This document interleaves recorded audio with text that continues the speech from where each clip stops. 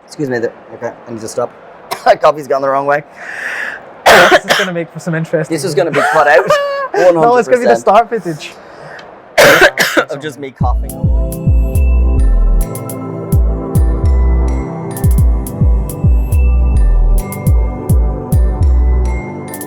In terms of the challenges of customers for you guys, when a customer is actually coming to you, they're on Microsoft, on Lotus Notes, on some other system. What are the common sort of 2 or 3 challenges that they're having that they're hoping Google will fix? Yeah, or they're hoping Cobry, can. Wow, there's so many, and they're so varied. Like, there's never really that common strands. I mean, always reliability, right? Yeah, and that tends to be a big driver, especially in companies that are like manufacturing, where keeping uptime alive. And maybe they've got somewhat in-house system currently, and it's going down when the internet goes down. Those sort of totally old school common issues that we don't even understand anymore.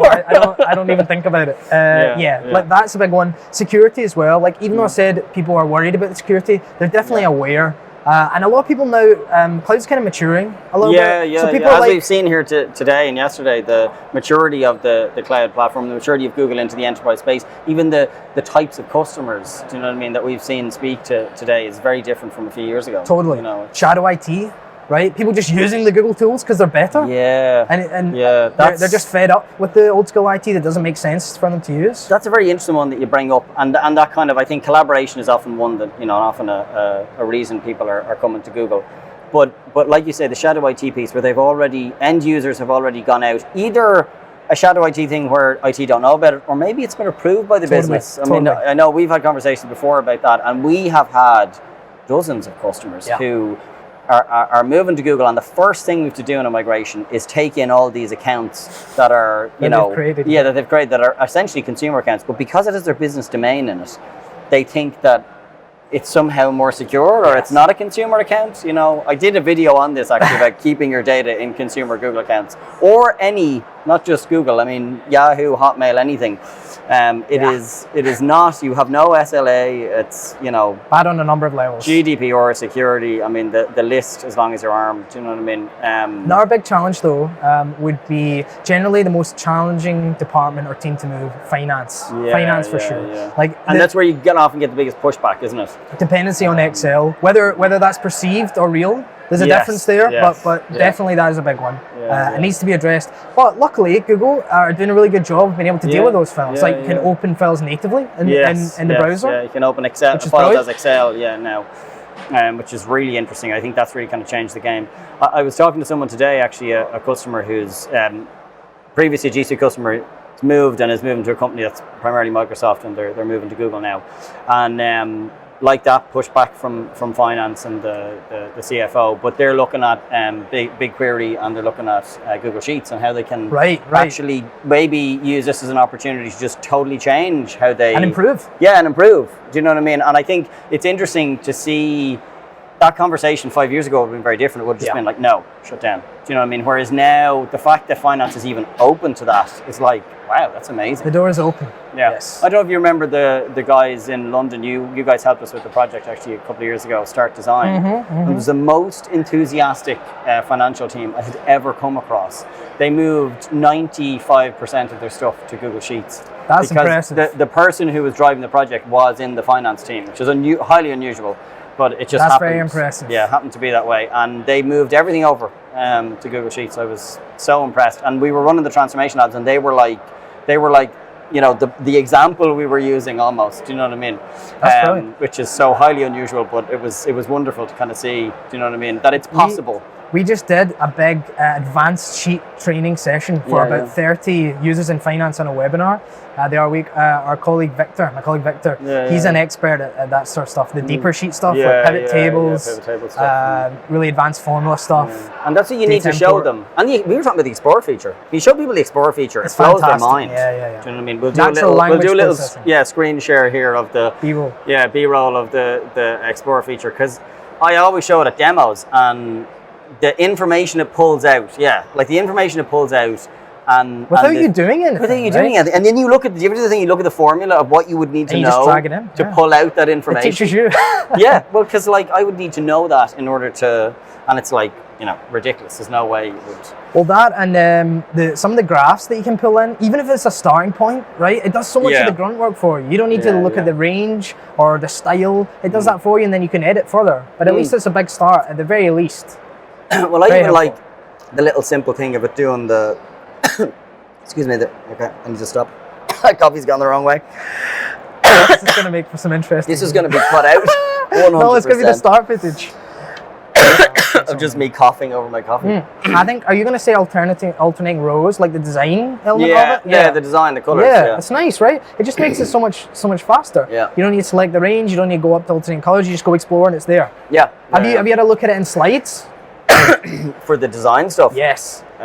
People love that. So you throw in a few elements. You don't need to worry at all about how it looks. Then you click open explore and there you go. You've got like 10 to 15 sort of options. It does the design element for you. Yeah. And again, it's just a start, right? It doesn't need to be the end thing. Yeah. I found it work with brand new presentations. Often, as you know, we're copying Google Sent shared us something and we're making a copy of it. So it's got their templates in it. I find sometimes when there's an embedded template, and this is in Google Slides or PowerPoint, anything, and you go to change it and it strips out a whole lot of stuff and you've just ruined the design, and now you've got to try and figure out how to fix it. It works only when you're starting from fresh, and for simple things, right? It's not supposed to be complex or really nice. It's just a quick. If you're doing something quick, it's perfect to make it look nice, which is most users. Yeah. Well, you know what's interesting actually, because I've had a few interesting experiences with Google technologies with my kids. So my son is now 11, and so he's been sort of.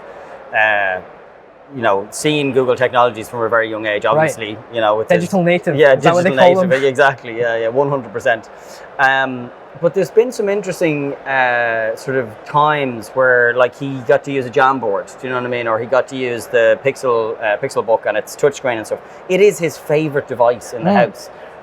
Which is crazy. Do you know what I mean? Because we have a whole lot of tech in the house, and it's one of his favorite ones because of the touchscreen. His finger, yeah. Yeah, he just loves the touchscreen, or the games he plays. Just the fact he can just follow around, just use the touchscreen all the time.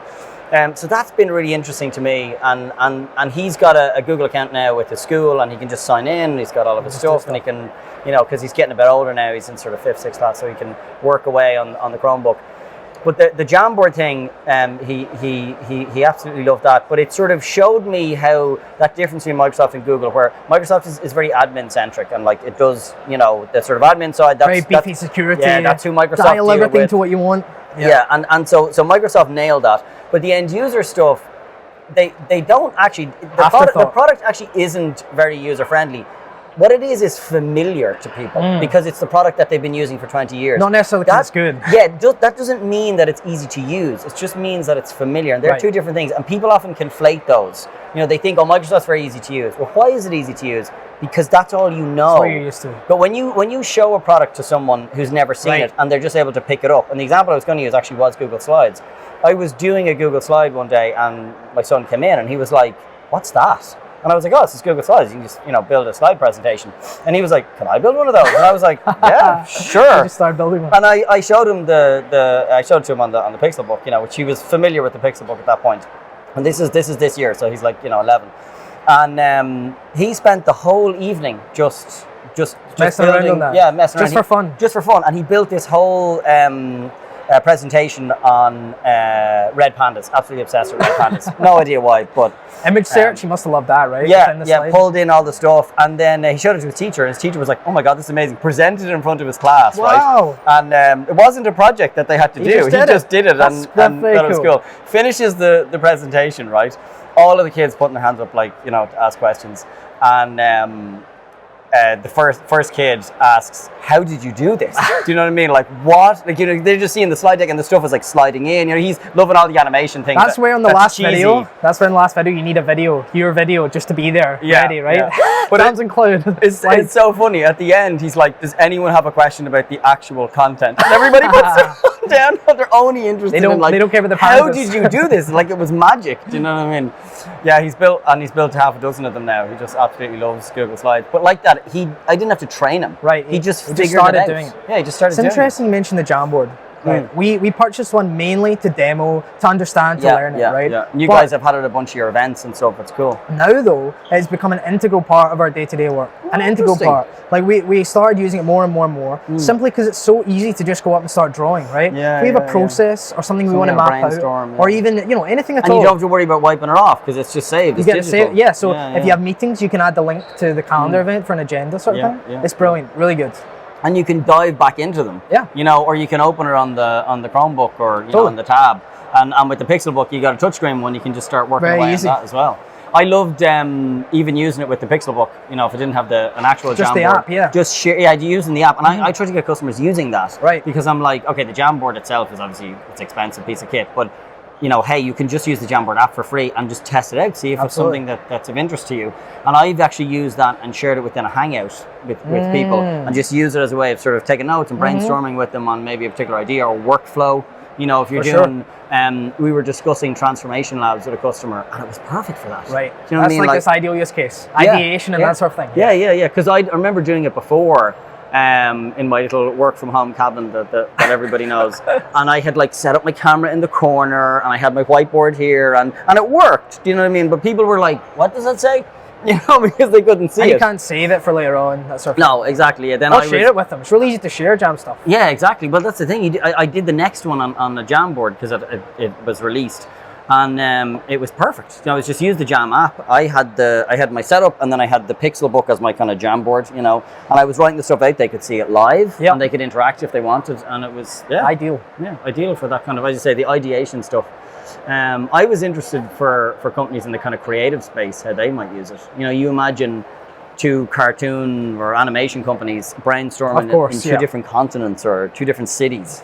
That kind of stuff is kind of and you can have a video call natively within the Jamboard at the same time. And now they've released that now so that you can do the video call. Well, you could before, it just was it wasn't so good. You couldn't full screen it, sure. You couldn't. You couldn't if you tried to draw and have the call at the same time. It wasn't so nice. Right, but now it's quite slick. It's quite slick. You can even create a call from the Jamboard itself. Right. And then add people in from there, which is really nice.